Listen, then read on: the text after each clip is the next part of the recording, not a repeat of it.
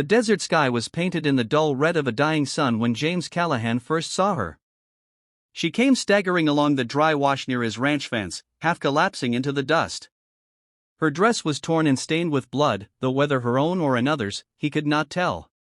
One arm hung stiff against her side, wrapped in a makeshift bandage that had soaked through. Her eyes, sharp and unyielding despite her condition, marked her as Apache. And yet, instead of the hostility he had learned to expect in this harsh Arizona territory, there was only exhaustion in her gaze as she lifted her chin toward him. For a long moment, James hesitated. He had been taught by soldiers, neighbors, and bitter whispers in the saloon to keep his distance from her people. But she was wounded, and he was still a man with a conscience. He set down his rifle carefully and stepped toward her. She spoke first, her voice low but clear. "Water," she said in broken English. He brought her into the shade of his porch and gave her a tin cup. She drank greedily, then pushed it away as though too proud to show weakness. James crouched beside her, unsure if she would survive the night. "What happened to you?" he asked. Her jaw tightened. "Raiders," she whispered, and though he knew enough of the land to understand she might mean soldiers as much as bandits, he asked no further questions. Over the next hours, James cleaned her wound, pressing cloth against it while she bore the pain without flinching. He learned her name was Ayanna, meaning eternal blossom, though she gave it reluctantly, as though each word of her life was a gift not to be squandered. When darkness fell, she surprised him by pulling a small leather pouch from the folds of her torn dress. From it, she drew a silver coin, dull and worn. She pressed it into his palm with trembling fingers. $1, she said. 4 horse. 4 ranch. James frowned. "This won't buy either. Not even close." Her eyes burned with a quiet fire. "You give. I buy. Witness is the sky."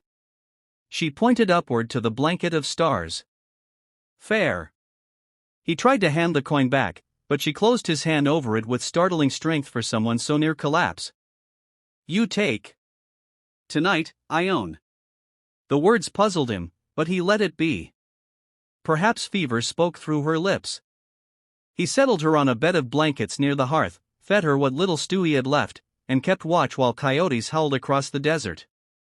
By dawn, he understood her meaning.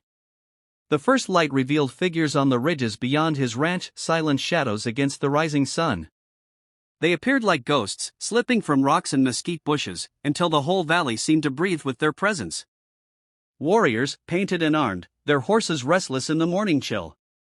The Apache had come, surrounding his home with the quiet precision of hunters. James' gut twisted. He had heard stories of what happened to ranchers who crossed their paths. He glanced at Ayanna, who was already sitting upright despite her injury, her face calm as stone. "You sold me your land," she said softly. "Your horse. For $1. Witnessed by the sky." He swallowed hard. That wasn't a real sale. Her eyes never left his. It was real enough. The warriors began to move closer, their silence more terrifying than any war cry. James reached instinctively for his rifle, but Ayanna shook her head. "If you lift that, you die before you breathe again." "So what happens now?" he demanded, trying to keep his voice steady. "They will listen," she said. "Because I stand in your house. Because I paid." James felt the coin still heavy in his pocket. Somehow, that battered dollar had become more binding than a legal deed in Tucson. The leader of the warriors rode forward, his face marked with white paint, his expression unreadable. He spoke to Ayanna in their language, his voice carrying like flint striking stone. She answered with authority, her words sharp and measured. James could not understand them, but he could feel the weight of the exchange, as though his fate hung by the thread of her sentences. At last, the warrior dismounted. He stepped onto James' porch, his gaze fixed on the rancher. "You gave her shelter," he said in halting English. "You gave her water." His eyes narrowed. "You sold her your land." James opened his mouth, but Ayanna's sharp glance silenced him. The warrior nodded once. "Then this home is hers. And through her, ours. You may live." For now. It struck James then with cold clarity, in offering kindness to a wounded woman, he had surrendered everything he owned. His horse, his ranch, his livelihood, all bound by a single coin and her unyielding will. Yet as the warriors settled around his land, not with the frenzy of raiders but the quiet purpose of people reclaiming what had been taken, he felt a strange calm. Perhaps this was how the desert decided justice, not with courts and papers, but with survival and witness beneath the endless sky. Over the following days, James lived as an outsider within his own home. Ayana's tribe took control of the ranch, turning corrals into gathering spaces, the barn into a shelter. They moved with respect for the land in ways he had never considered, using water sparingly, leaving no waste, working in silence except for bursts of laughter that reminded him of music carried on the wind. Ayana healed slowly, but her presence remained commanding. She often spoke with the warriors, her words like sparks igniting plans James could not decipher. When she looked at him, it was neither with gratitude nor malice, but with a gaze that measured him, weighed him, and always found him wanting. One evening, as the sun bled into the horizon, James finally asked her, "Why did you buy my land? Why not just take it?" She studied him for a long time before answering. "Because taking makes enemies. Buying makes truth. My people see I gave for it.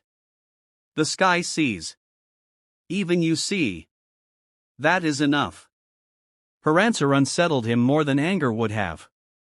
She had bound him not with force but with a thread of honor he could not cut. As weeks passed, James faced choices he had never imagined.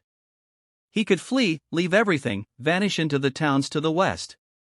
But some part of him stayed, curious, perhaps even humbled. He began to help with small tasks, mending fences, tending to the livestock. The warriors watched him with suspicion, but Ayana allowed it, and so they tolerated his presence. In those quiet labors, James began to see his ranch differently.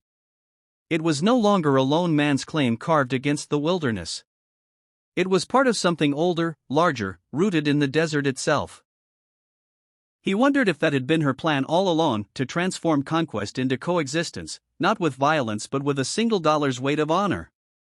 And though he never spoke it aloud, he began to feel that perhaps the land had never truly been his to begin with.